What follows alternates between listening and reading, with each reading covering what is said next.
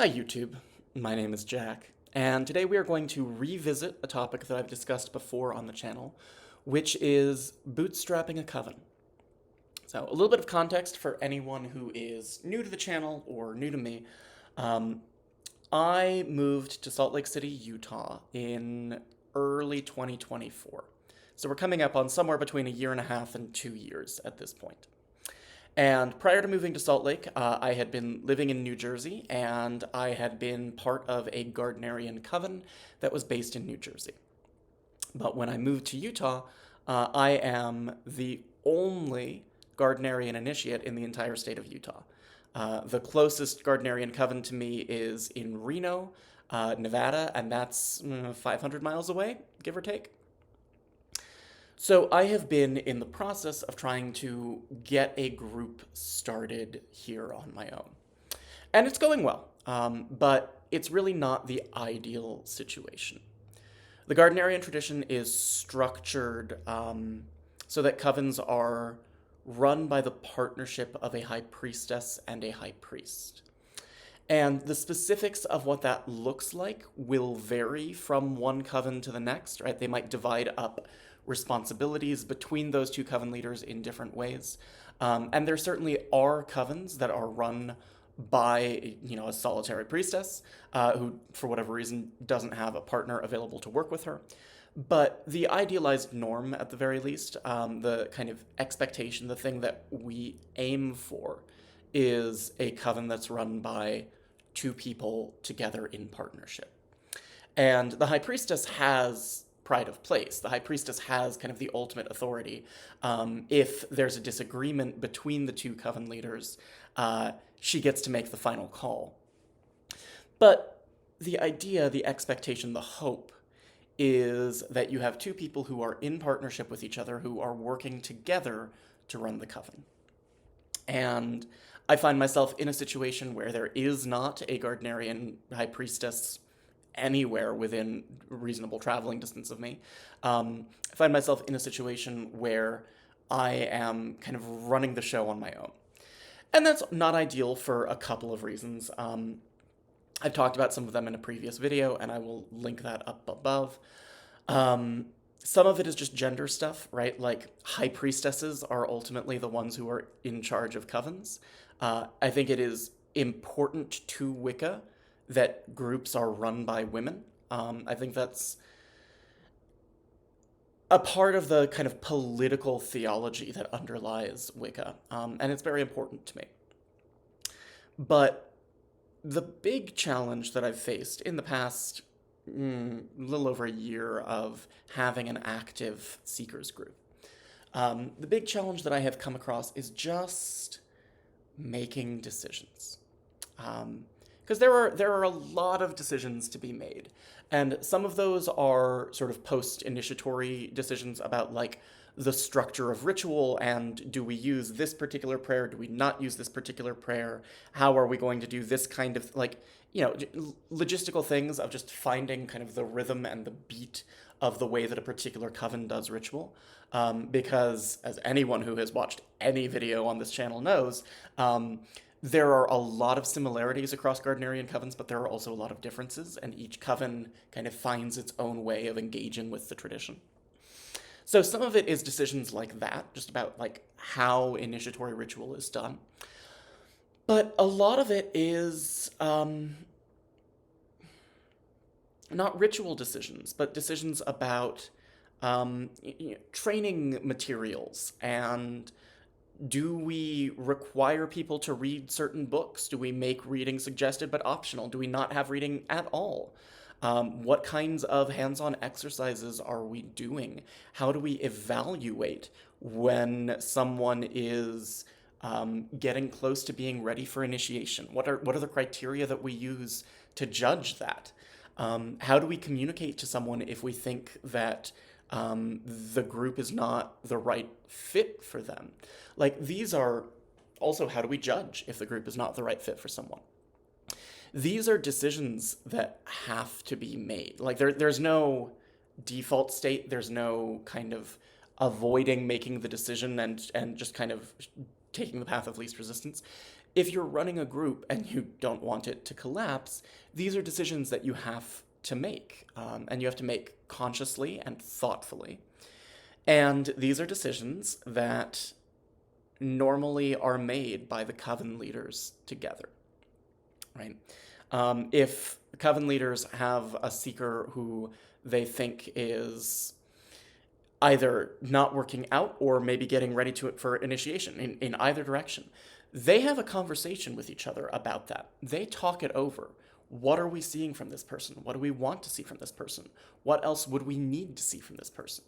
If we think the seeker is not working out, how do we broach that conversation with them? Do we talk about the things that we aren't seeing? Do we talk about, like, different groups approach this in different ways? Do we say, hey, these are the expectations for the group, and currently this is where you stand? Do we put them on hiatus and ask them to, like, go on leave for a year and then potentially come back if they're still interested? Like, there are lots of different ways that groups navigate these kinds of conversations, these kinds of decisions. And the decisions that go into running a group, not just a coven, that is to say a group of initiates, but the seekers group as well, most of those decisions are not magical. Most of those decisions are not ritual, right? The ritual and magical decisions, honestly, are the easy ones to make. Because if you spend long enough in the tradition, you form opinions about what makes for effective ritual, what makes for effective magic. You know how things work and how you want to see them done. And you still have to kind of put your ego aside to a certain extent and say, okay, I am facilitating a ritual experience for other people and not just for myself. So there may be instances where, like, there's a particular ritual addition or flourish that you are not terribly moved by, but maybe you choose to keep it in the group practice because you know that other members of the group would really benefit from it.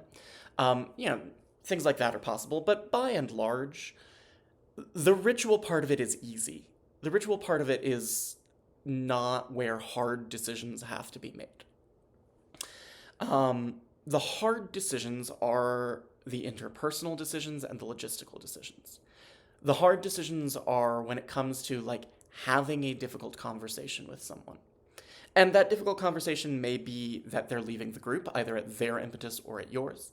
That difficult conversation may be just that they have hard things going on in their life and it's impacting their ability to participate in the group.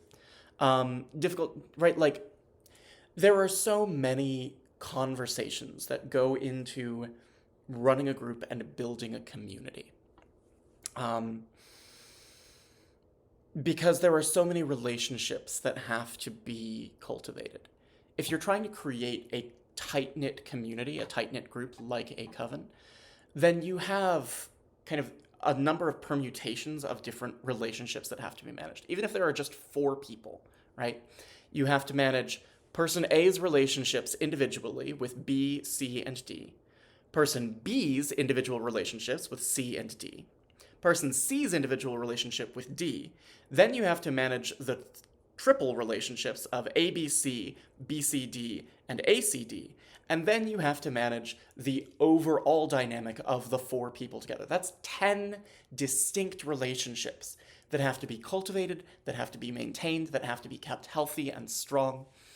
And managing relationships, building community, building a sense of trust between people, figuring out, if someone isn't getting everything they need out of the group, why is that? Is that because we need to be doing more as a group? Is that because they need to be exploring other options? Like, all of these things are where the decision making as a group leader gets hard. And the interpersonal stuff is where I really feel the absence of a working partner, right? The ritual decisions I can make. I know what I like in ritual. I know what I don't like in ritual. I have very strong opinions, this will shock no one, very strong opinions about Gardnerian ritual, about what makes good Gardnerian ritual, about what makes bad Gardnerian ritual. I have very strong opinions about how the tradition should be taught and what things are really important to impress on people. I have strong opinions about the importance of exposing people to diversity in the tradition and making people aware that my opinions are not the only ones. And because I am who I am, because I'm a historian by vocation, well, not really by vocation anymore, but in my soul, I'm still a historian. Um, my decisions about ritual are always precedented, right? I am always going to make choices around ritual that are based on things that have been done before, because I am honestly deeply conservative about ritual and practice in the Gardnerian tradition. And I don't, there's a quote that I love. And I used to attribute it to Oscar Wilde, and I actually don't think that Oscar Wilde ever said it. Because if you Google the quote and Oscar Wilde's name, the only result that comes up is a blog post that I made where I attribute the quote to Oscar Wilde. So I have no idea where I got this quote. But there's a quote that a conservative is a person who believes there should never be a first time for anything. And that's very much who I am in ritual, right? I'm not an innovator in ritual. I want to go down to basics. I want to go to bare bones. I want to go to the roots of my practice. And I don't want to add new things or innovate. I really want to go back to the fundamentals and really do simple ritual and let that sing. So those decisions are easy for me. But navigating the other decisions, navigating just the personal stuff and the community building and the having conversations with people. Not all of those conversations being bad, to be clear. Some of them are really wonderful and exciting, and hearing about developments that people are making in their personal lives and their magical lives.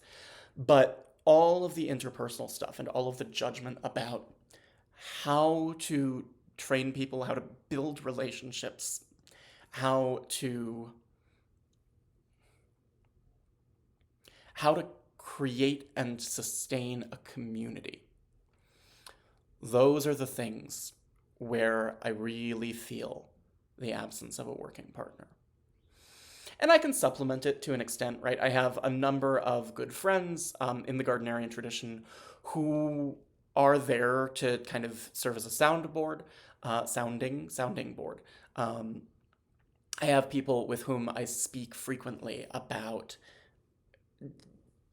all of that stuff, just in order to check myself and try to navigate things as well as possible. But yeah, those are the ways in which it really jumps out to me that I'm doing this on my own and I don't have someone here doing it with me. So anyways, that's about all I have. A little bit of a shorter video this time. How about that?